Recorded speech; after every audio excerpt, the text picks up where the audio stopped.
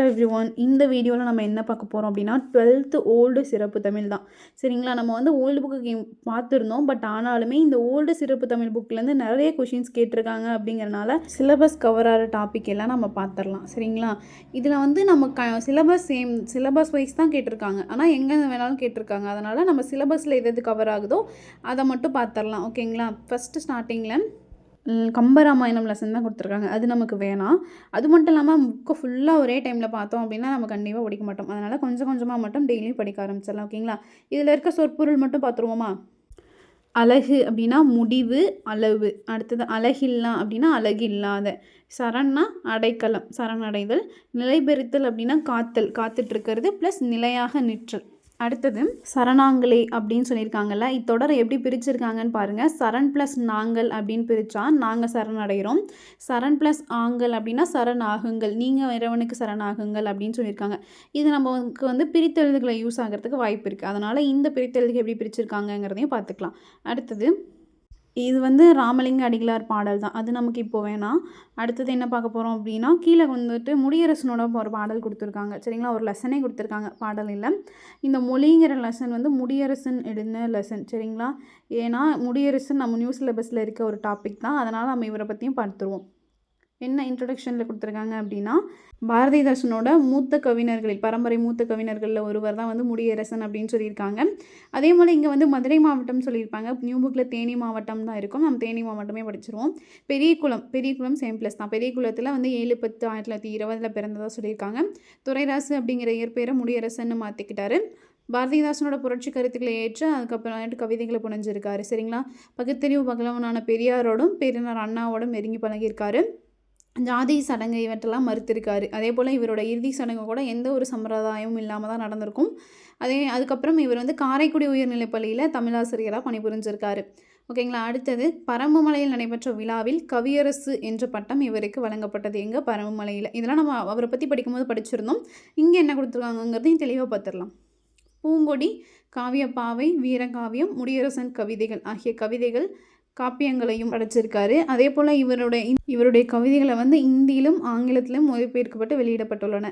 இது வந்து சாகித்ய அகாதமி வெளியிட்டிருக்கோம் அப்படின்னு நம்ம பார்த்துருந்தோம். அதே மாதிரி பூங்கொடி என்ற இவருடைய காவியம் 1966 பரிசும் பெற்றிருக்கும். அடுத்தது தாயே உயிரே தமிழே நினை வணங்கும் சேயேன் பெற்றவர்க்குரிய செல்வமே நீயே தலை நின்றாய் இவ்வுலகில் நான் பணிந்தேன் நீ இல்லை என்றால் இன்பம் எனக்கு ஏது அப்படின்னு சொல்லிட்டு முடியரசனோட பாடலும் இங்கே கொடுத்துருக்காங்க. அடுத்ததான் என்ன சொல்லியிருக்காங்க அப்படின்னா, இந்த பாடலுக்கான ஒரு விளக்கம் கொடுத்துருக்காங்க. இங்கே பொருள் கொடுத்துருக்காங்க. சரிங்களா, இந்த பொருளில் ரொம்ப இம்பார்ட்டன்ட். ஏன்னா இதில் தான் குரூப் 2 மெயின்ஸ் தமிழில் கூட கொஷின்ஸ் கேட்டிருந்தாங்க. பார்ப்போமா. இலை அப்படின்னா இலை என்பதன் இடைக்குறை அப்படின்னு சொல்லியிருக்காங்க.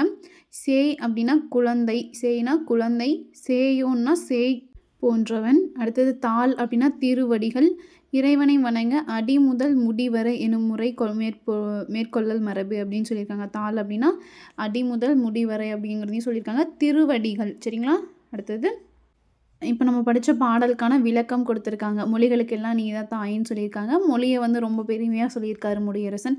தன்னோட கவியில் வந்து வாழ்த்தியிருக்காரு, நீ தான் என்னோட தாய் அப்படின்னு சொல்லியிருக்காரு. அதே மாதிரி இங்கே வந்து தமிழெங்கள் பிறவிக்கு தாய், தமிழெங்கள் உயிருக்கு நேர் அப்படிங்கிறது புரட்சி கவிஞர் சொன்ன லைன். ஓகேங்களா, பாரதிதாசன் சொல்லியிருக்காரு என்னென்னு, தமிழெங்கள் பிறவிக்கு தாய், தமிழெங்கள் உயிருக்கு நேர். இது நல்லா பார்த்துக்கோங்க. என்றெல்லாம் தமிழை புரட்சி கவிஞர் சிறப்பித்து பாடிய பாடல் வரிகளையும் இவர் ஒப்பிட்டு நோக்குங்க அப்படின்னு கொடுத்துருக்காங்க. சரிங்களா, அந்த யார் எழுதின லைன்? பாரதிதாசன் எழுதின லைன். அடுத்தது கவிஞர் முடியரசன் தாய் உயிர் செல்வம் என்றெல்லாம் தமிழை புகழ்ந்திருக்காரு அப்படின்னு படிச்சாச்சு. நேரிசை வெண்பா அப்படின்னு கொடுத்துருக்காங்க. அதே மாதிரி தமிழை வந்து தாய் உயிர் செல்வம் அப்படின்னு புகழ்ந்திருக்காங்க. இதை கூட கொஷினில் கேட்கறதுக்கும் வாய்ப்பு இருக்குது. யார் வந்து தமிழை தாய் உயிர் அப்படின்னு சொல்லி புகழ்ந்தாங்க கீழ்கண்டவற்றோடு அப்படின்னு கொஷின் கேட்கலாம். சரிங்களா, எல்லாத்தையுமே நம்ம தெளிவாக பார்த்துடணும். அதுக்கப்புறம் இதில் வந்து ஒரு 3 கொஷின் கொடுத்துருக்காங்க. அந்த லெசன் ரிலேட்டடாக ஒரு 3 கொஷின் கொடுத்துருக்காங்க. தாயே தமிழே டேஸ் எனும் மொழி வாழ்த்து செயலில் பயன்படுத்தப்பட்டுள்ள 4 சொற்கள். அது வந்து உயிரே அப்படின்னு வரும். அடுத்து மீதி இருக்க 2 கொஷின்ஸும் பார்த்துக்கோங்க. சரிங்களா, இந்த கொஷின்ஸில் இருந்து கூட நம்ம கேட்கலாம். அடுத்தது பாரதியார் பற்றின ஒரு லெசன் தான் இருக்குது. பாரதியார் பற்றின லெசன் வந்து நமக்கு இப்போ சிலபஸில் இல்லை. ஸோ அதனால் இது வேணாம். இதில் இருக்க பொருள் மட்டும் பார்த்துப்போம். சரிங்களா, இந்த சொற்பொருள் பார்த்துப்போமா. மாறாத வீரர், சிறந்த தேர் வீரர்கள், மலிந்த அப்படின்னா நிறைந்த, மாமுனிவர் அப்படின்னா தவத்தில் சிறந்த முனிவர்கள். ஓகேங்களா, அடுத்தது காணம் அப்படின்னா இசை, ஞானம் அப்படின்னா அறிவு. இதில் இருக்க சொற்பொருள்கள் அவ்வளோதான்.